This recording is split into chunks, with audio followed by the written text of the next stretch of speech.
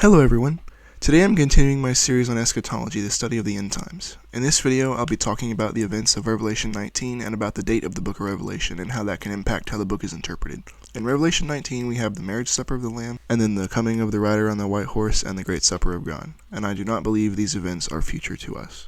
Revelation 19:6-9 says, "Then I heard something like the voice of a great crowd, and like the sound of many waters, and like the sound of mighty peals of thunder, saying, Hallelujah, for the Lord our God the Almighty reigns. Let us rejoice and be glad and give the glory to him, for the marriage of the Lamb has come, and his bride has made herself ready. And it was given to her to clothe herself in fine linen, bright and clean, for the fine linen is the righteous acts of the saints. Then he said to me, Right, blessed are those who are invited to the marriage supper of the Lamb. And he said to me, These are true words of God." The book of Revelation is about God divorcing apostate Old Covenant Israel, which was a harlot who murdered the Messiah, and marrying the New Covenant Church, the true Israel, which includes all who believe in the Messiah. As I showed in my last two videos, the harlot of Babylon was judged with the destruction of Jerusalem. Then the beginning of Revelation 19 is a direct response to that, with the saints rejoicing that God's enemies have been defeated and the divorce completed, for it was then time for the marriage, and thus the marriage supper.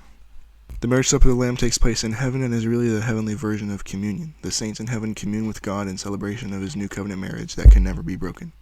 This wedding feast began in AD 70 at the destruction of the temple and continues today, and it will last for all eternity. It is not something that is just future to us, but is a past and present reality that will never end. Those invited to the supper are all those who go to heaven, namely believers who are part of the church, the bride of Christ. In his article, A Preterist View of Revelation, Kenneth Gentry says, "Following the judgment of prostitute Jerusalem as an unfaithful wife, heaven announces the marriage supper of the Lamb. The merging of a king's victory celebration with a joyous nuptial feast reminds us of the royal wedding song Psalm 45, which probably serves as the backdrop to Revelation 19. The punishment of God's unfaithful wife publicly and securely establishes Christ's kingdom, leading to the announcement of the festal presentation of the Lord's new bride. Jesus teaches the significance of Jerusalem's judgment for establishing his kingdom. I tell you the truth, some who are standing here will not taste death before they see the kingdom of God come with power." Though from AD 30 to 72 redemptive eras overlap, Christ's judgment of the first century Jews and the destruction of the temple system dramatically secured the kingdom and vindicated the universal church's message in festal celebration. I say to you that many will come from the east and the west and will take their places at the feast with Abraham, Isaac, and Jacob in the kingdom of heaven. But the subjects of the kingdom will be thrown outside into the darkness, where there will be weeping and gnashing of teeth. The events of AD 70 vindicated Christianity against Judaism, as many early church fathers proclaim. The New Testament records the gradual establishment of the kingdom, from its ministerial announcement to its legal securing at the cross to its public vindication in Israel's overthrow.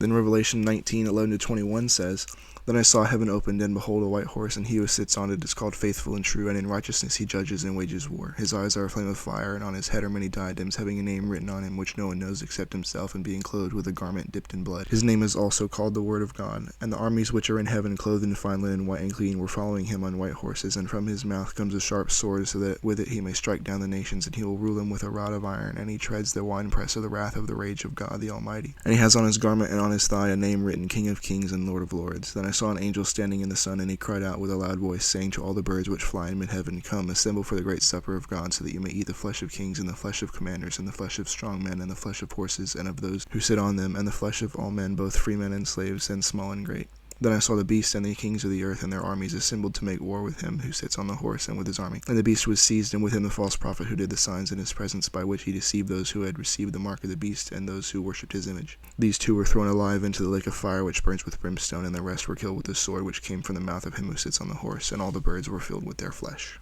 Gentry says, in conjunction with the marriage feast preparations, the bridegroom appears. The lesson of Revelation now becomes clear. Christ gloriously appears as a warrior bridegroom, punishing faithless Jerusalem and taking a new bride. Christ is Israel's ultimate judge. He is the one who makes war against her. He so severely judges her that her citizens receive no proper burial, being consumed by birds. Josephus notes that the bodies of the dead in Jerusalem were cast down from the walls into the valleys beneath. Indeed, those valleys were full of dead bodies and a thick putrefaction running about them. Revelation 19 more fully explicates the theme John announces in 1:7, which itself originates in Christ's teaching in Matthew 24:29-30. And remember, this judgment coming of Christ, mentioned in both Revelation and Matthew 24, are near in time to the original audiences. Nero, the personification of the beast, died in AD 68, which was during God's 3.5 year judgment on Israel in AD 67-70. In fact, he died in the devastating Roman civil wars, which almost brought down mighty Rome herself.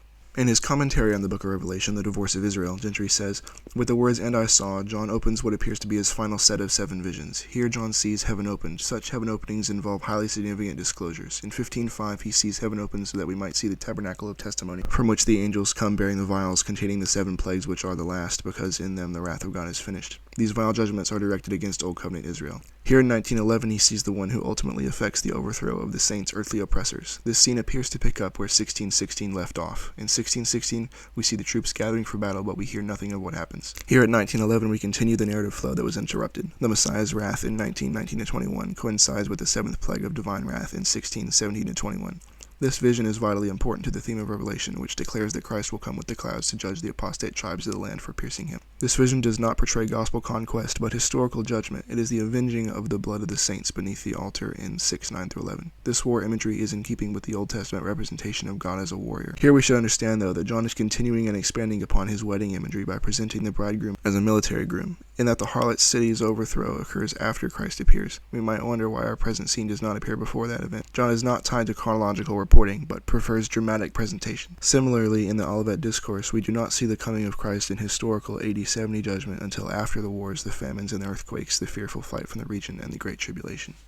Here in Revelation 19, the core message of the vision is that Christ is the one who conquers, and his enemies shall utterly perish. In chapters 17-18, we see the destruction of the city that is judged, Babylon, Jerusalem. Here we shall see the destruction of the leaders of the opposition, Nero and the high priestly aristocracy. We read further that he will rule them with a rod of iron, obviously drawing from Psalm 2:9, as virtually all commentators agree, which reads, "You will break them with a rod of iron, you will shatter them like earthenware." John has already used this passage in 2:27 and 12:5. He treads the winepress of the fierce wrath of God the Almighty. John used this image of the winepress earlier in 14:19-20, when he spoke of the vintage of the land. In 14:19-20, the action is focused on Israel.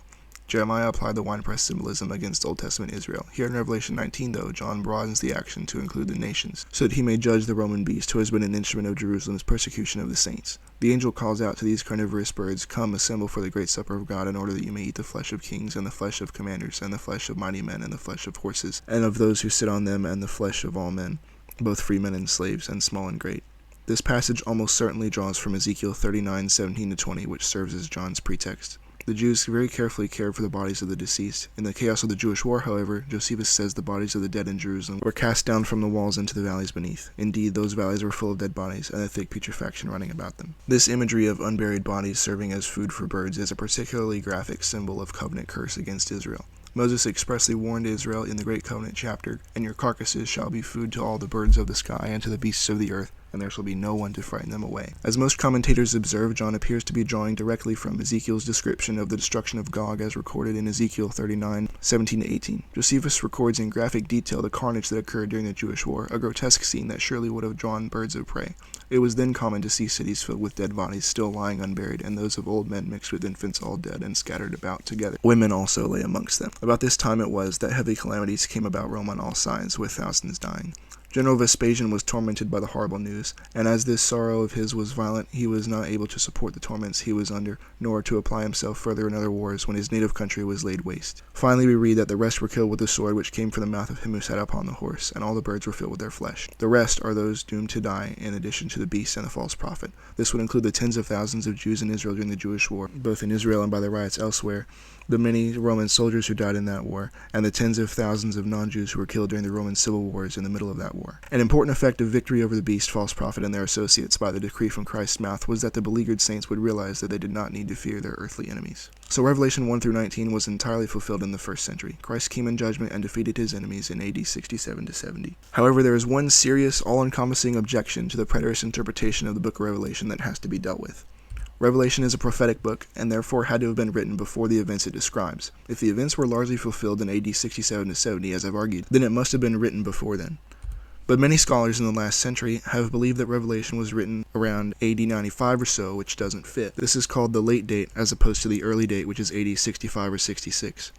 Many scholars in the past and present have argued for the early date, and it used to be the majority view, but has been the minority view since the invention of dispensationalism in the 19th century. Now, there is some evidence that futurists use to try to prove the late date, but it's not very strong at all, and the evidence for the early date is absolutely overwhelming. Kenneth Gentry's book, Before Jerusalem Fell, dating the book of Revelation, which I have quoted repeatedly in my videos, is an in-depth argument for the early date, and his case is conclusive. Now, there are two main types of evidence to deal with when dating any particular book. There is the internal evidence, which compares what the book itself actually says to what we know about history, and there is the external evidence, which examines what other ancient texts say about it and about when it was written. In the case of Revelation, both of these are firmly in support of the early date upon close examination, and the early date is now growing more popular again as dispensationalism is gradually dying out. Now, I've actually already covered much of the internal evidence in my videos. I've shown that Nero was the 6th king in Revelation 17, and the text says the 6th king was the one reigning when John wrote. Since Nero died in AD 68, John must have written before then. In AD 95, the emperor was Domitian, who was the 12th Caesar, which doesn't fit, and the 7th Caesar, Galba, did reign for only a short while, as the text says. And because Revelation is a prophecy, the fact that the historical events of AD 67 to 70 just so happened to fit the prophecies in the book is itself evidence that it was written before these events occurred. John says these events would happen soon and the time was near, and yet nothing after AD 95 fits the prophecies in the book. The late date doesn't fit the theme of the book either, because it is about Christ divorcing his unfaithful harlotess bride and judging the people who crucified him within their generation, as Matthew 23:34-38 and 24:34 say, whereas AD 95 is after that generation had ended and after they had all already died. But in addition to all of this, there is some more internal evidence for the early date that I have not covered yet. In Revelation 11, John explicitly references the temple in Jerusalem as if it were still standing when he wrote. Revelation 11, 1-2 says, "Then a measuring rod like a staff was given to me, saying, Get up and measure the sanctuary of God and the altar and those who worship in it. And leave out the court which is outside the sanctuary, and do not measure it, for it has been given to the Gentiles, and they will trample the holy city underfoot for 42 months. The word translated sanctuary is the word for temple, and that's how most translations render it. It's a historical fact that Gentile armies besieged Jerusalem for 42 months in AD 67 to 70. So Gentry says, a good number of competent scholars have long recognized the significance of this passage for the interpretation and the dating of the book. The first and most important question to consider for the present purpose is that of the identity of this temple with its outer courts. Do these stand as purely symbolic representations of the church, or is there embodied here a reference to the earthly temple of Herod that existed during Jesus' day? Let us consider the evidences for its reference specifying the literal Herodian temple of Jesus' day. In the first place, the temple, altar, and court are said to be located in the holy city that is to be trodden underfoot. This holy city reference seems a clear enough allusion to Jerusalem that was often called the Holy City in both the Old Testament and the New Testament, as well as in non-canonical Jewish literature. Furthermore, what should be a blatantly obvious contextual clue specifically designates the city as the place where also their Lord was crucified. This modifying clause is given to ensure the proper identifying of the city. The symbolic references are Egypt and Sodom. The literal geographical reference here is not another symbol, but the historical city of Jerusalem. Again, the theme of the book should be recalled at this juncture. More important, however, is the covenantal significance of Jerusalem. The most natural interpretation of Revelation 11 is that the references to the cultic structures have behind them the literal temple complex. Even recognizing that the part of the temple complex to be preserved has a spiritual referent, how could John be commanded to symbolically measure what did not exist with the idea of preserving in some sense a part and destroying the rest? Why would there be no reference to its being already destroyed in such a work as this, a work that treats of judgment upon Judaism? Where is there any reference to the rebuilding of the temple in Revelation so that it could be again destroyed as per the dispensationalist argument? Such a suppressed premise is essential to the futurist argument.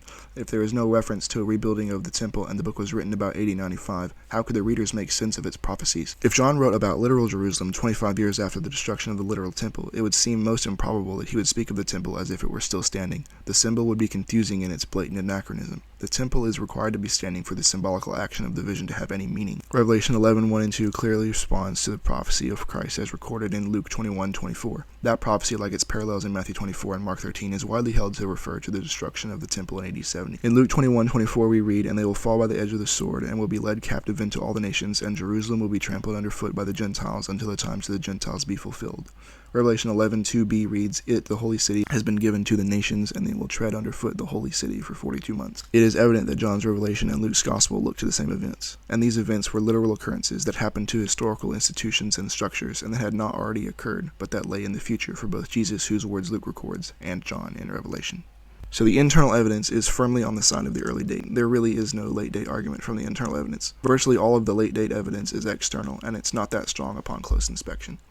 The main evidence for the late date comes from the early church father Irenaeus, who wrote, "As these things are so, and this number is found in all the approved and ancient copies, and those who saw John face to face confirm it, and reason teaches us that the number of the name of the beast, according to the mode of calculation among the Greeks, appears in its letters.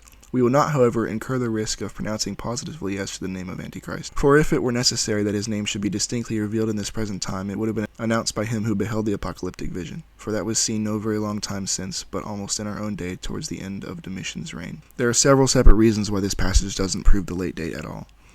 Gentry says that the phrase "that was seen" is often considered to refer back to the immediately preceding noun, revelation, or apocalyptic vision, in the preceding sentence. Irenaeus is affirming, it is argued, that John saw, received by vision, the prophecies of Revelation, at a time fitting the late date theory of composition. As a matter of fact, there are several considerations that tend to reduce the usefulness of Irenaeus for late-date advocacy. On the matter of translation, there has been a good deal of debate on various aspects of the statement in question. Indisputably, the most serious potential objection to the common translation has to do with the understanding of was seen. What is the subject of this verb? Is it him who saw the apocalypse, John, or the apocalypse? Which of these two antecedents was seen almost in Irenaeus' time and near the end of the reign of Domitian?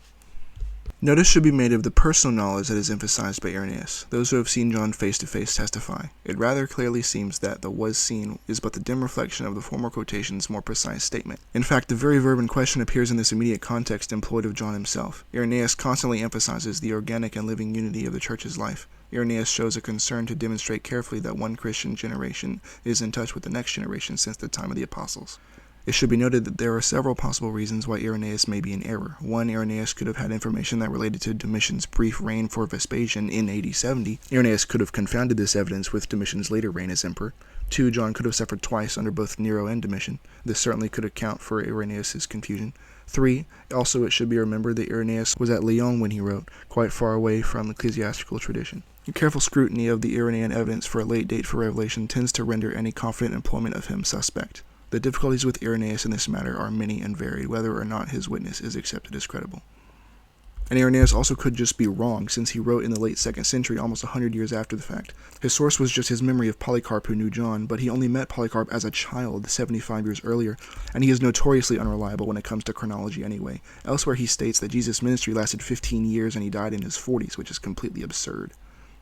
On top of that, Nero's birth name was actually Lucius Domitius Ahenobarbus, so it's also technically possible that Irenaeus could actually be referring to Domitius Nero here, instead of Emperor Domitian, in which case he could be saying that Revelation was written near the end of Nero's reign or that John was seen alive then. Also, the reason Irenaeus says it wasn't necessary for the name of the beast to be revealed at his time can be explained by the fact that the beast was Nero and thus was already dead. It was a prophecy that had been fulfilled in their past, so it didn't really matter anymore. Thus, with all these things considered, the late-date evidence from Irenaeus is just absolutely non-existent. The next piece of external evidence used to support the late date is the 2nd and 3rd century church father Clement of Alexandria, who wrote in chapter 42 of Quis Salvus Dives, and to give you confidence when you have thus truly repented that there remains for you a trustworthy hope of salvation. Hear a story that is no mere story but a true account of John the Apostle that has been handed down and preserved in memory. When after the death of the tyrant he removed from the island of Patmos to Ephesus, he used to journey by request to the neighboring districts of the Gentiles, in some places to appoint bishops, in others to regulate whole churches, in others to set among the clergy some one man, it may be, of those indicated by the Spirit. Gentry says, despite widespread employment of Clement's statement in the debate, a close consideration of the comment lessens its usefulness as evidence for the late date of Revelation. Furthermore, some quite logical considerations actually tilt the evidence from Clement in an early date direction, despite Clement's presumed role as a leading late date witness. It should be painfully obvious, upon even a cursory reading of the text, that the required name Domitian is not once mentioned in this piece of evidence. John is said to return from Patmos after the death of the tyrant. But who is this tyrant? As a matter of fact, Nero, of all other emperors, best meets up to the qualification of tyrant for several reasons. Even outside Christian circles, Nero's infamous evil was greatly feared. Pliny the Elder, a contemporary of Nero, described Nero as the destroyer of the human race, the poison of the world. Apollonius of Tyana says that Nero was commonly called a tyrant. Juvenal speaks of Nero's cruel and bloody tyranny. Nero's notoriety was long remembered and with peculiar loathing. Surely this is why Clement could write merely the tyrant when he made reference to the emperor of the banishment. For Christians, he was especially a dreadful emperor. The Roman historian Tacitus wrote of his persecution, which was not only the first, but one of the cruelest in Rome's gory history. Nero was especially feared by Christians, of whom Clement of Alexandria was one. The persecution of Christians under Domitian, if we may call it a persecution, was much less severe than that under Nero. Significantly, Domitian's persecution warranted his being called a Nero by many, Christian and non-Christian alike. That he was known as a Nero indicates Nero's name was paradigmatic of anti-Christian evil, not Domitian's. Tertullian, virtually a contemporary with Clement of Alexandria, also notes in his Scorpius that Nero was the first who stained with blood the rising faith. Elsewhere he speaks of Domitian much more favorably than of Nero, thus evidencing the special early Christian hatred of Nero's tyranny. Indeed, he mentions only Nero's persecution when citing the persecution of the apostles who were the foundation of the church. And was not John one of the apostles? In light of the above wealth of evidence, it would seem that the better part of wisdom would opt for the Neronic referent for Clement's nebulous tyrant. A further matter compounds the problem for the late date employment of Clement. The context following the critical statement cited above is more easily believable if John were about 25 years younger than the age required in the late date view. In connection with his returning from banishment under the tyrant, Clement informs us of John's activities incredible if by a nonagenarian or possibly even a centenarian. In illustration of his activities, Clement immediately adds to the account a story in which John, disturbed by a young church leader's forsaking of the faith, chased him on horseback with all his might. This is quite strenuous missionary activity for a man in his 90s. Despite the late-date advocates' assured convictions as to Clement's evidence for a Domitianic date for John's banishment, the above arguments call for a pause and reconsideration. Furthermore, a careful consideration of the implications of the statement of Clement now to be given should totally reverse the usefulness of Clement in our debate. In Clement's Miscellanies, a statement is made that clearly turns the usefulness of Clement toward early-date advocacy. In Book 7 of this work, Clement states that apostolic revelation has ceased, for the teaching of our Lord at his advent, beginning with Augustus and Tiberius, was completed in the middle of the times of Tiberius, and that of the apostles, embracing the ministry of Paul, ends with Nero. It is patently clear in the very text originally under question, as well as in other places, that Clement considers the Apostle John as the author of Revelation. And here at Miscellanies 7:17, it is equally plain that he also holds that all revelation given to the apostles ceased under Nero. How could he have made this statement if John's revelation had been written about 25 years after Nero? When all the Clementine evidence is considered together, it is evident that Clement can be discounted as a late-date witness. 1. The reference employed in the argument is vague at best. It does not mention Domitian. 2. It demands an incredible situation, a 90-year-old John riding a horse at full gallop. 3. It would contradict a clear assertion by Clement that all revelation ceased under Nero. Not only so, but Clement even serves as a positive external witness to the early date composition of Revelation, in that Clement holds to the joining authorship of Revelation while declaring that all revelation ceased under Nero. And this is from a father not far removed in time from Irenaeus, and one much closer to the region where John labored. Of Clement's statement regarding the tyrant, he is undoubtedly in favor of Nero rather than Domitian. So this second alleged piece of external evidence for the late date is also utterly non-existent. There is still some more external evidence for each side from Tertullian, Origen, and others, though. Gentry says the statement of Tertullian that is of significance to our inquiry is found in his exclusion of heretics. It strongly suggests that John's banishment occurred at the same time Peter and Paul suffered martyrdom. In his Against Jovinianum, Jerome certainly understood Tertullian to state that John was banished by Nero, and it is difficult today to read Tertullian's statement and not come to such a conclusion. Tertullian's comment is as follows: But if thou art near to Italy, thou hast Rome, where we also have an authority close at hand.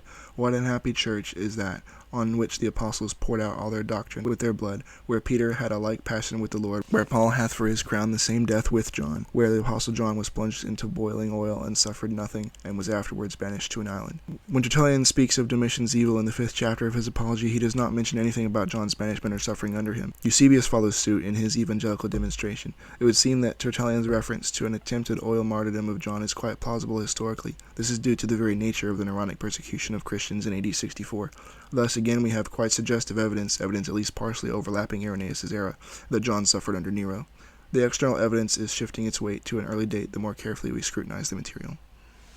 Origen is usually cited among the leading external witnesses to a late date for Revelation, but the evidence drawn from his writings is very similar in nature to that of Clement of Alexandria. At best, it is ambiguous, and it is quite capable of being interpreted in a way favorable to the early date position. Origen's debated statement is the king of the Romans, as tradition teaches, condemned John, who bore testimony on account of the word of truth to the Isle of Patmos. John moreover teaches us things respecting his testimony, his martyrdom, without saying who condemned him when he utters these things in the Apocalypse. He seems also to have seen the Apocalypse in the island. Needless to say, early date advocates find the use of Origen questionable, and that it is not at all clear that he had in mind Domitian as the king of the Romans. It may well be that Origen's statement depends not on an Irenaean tradition, but on a Tertullianic one. If our analysis of the evidence from Clement of Alexandria be correct, it could be that Origen picked up on his master, Clement, who seems to teach that John was exiled under Nero. It is of further interest that Origen calls this unnamed emperor the king of the Romans. Ratton understands this reference to be indicative of Nero. Throughout the East, the Julian Caesars were looked upon as a royal line and hailed as kings. Nero was the last of them. After him came the successful generals raised to the purple by their legions. They took the title of Caesar but prefixed it to their own names. They reigned by virtue of their leadership of the army. The official title of Domitian illustrates both these points: Imperator Caesar Domitianus Augustus. Be that as it may, we come again upon a widely acclaimed late-date witness, which is wholly unconvincing. The above survey shows that the Domitianic date cannot be certainly established from the external evidence. Indeed, when carefully scrutinized, the evidence even tilts in the opposite direction. Irenaeus' statement, the major evidence by far, is grammatically ambiguous and easily susceptible to a most reasonable reinterpretation. The reinterpretive approach would totally eliminate him as a positive late-date witness. The evidences from Clement of Alexandria and Origen, the second and third most significant witnesses to the Domitianic date, are more in the mind of the modern reader than in the script of the ancient texts. The important references from both of these two fathers not only lack the name Domitian, but are more easily understandable if dealing with Nero. In the case of Clement particularly, it would appear that an Aaronic date would be demanded and not simply suggested. That these two witnesses were ever deemed notable examples of the late-day witness is quite remarkable. There are some witnesses that may hint at a pre-AD 70 dating for Revelation, such as the Shepherd of Hermas and Papias, yet other sources are even more suggestive of an Aaronic banishment. The Muratorian canon, Tertullian, and Epiphanius. Undeniably supportive of an Aaronic date are Erythas, the Syriac history of John, the Syriac versions of Revelation, and Theophylact. Obviously, then, there was no sure, uniform, and certain tradition in the early centuries of the Church on this matter. The external evidence leans toward an Aaronic date. Now, in conclusion, other ancient sources that Futurists use are much later and are simply relying on some of the earlier ones, so they are not even worth examining. There is simply no basis whatsoever for the late date of the Book of Revelation at all. All the evidence, both internal and external, strongly supports the early date. Revelation was written in AD 65, and all of Revelation 1 through 19 was fulfilled soon, before or during AD 70, just as John said it would be. Now next in my Eschatology series, I'm going to talk about the Olivet Discourse and the Book of Daniel, which are both closely related to the Book of Revelation. So thanks for watching, and I'll see you next time. God bless.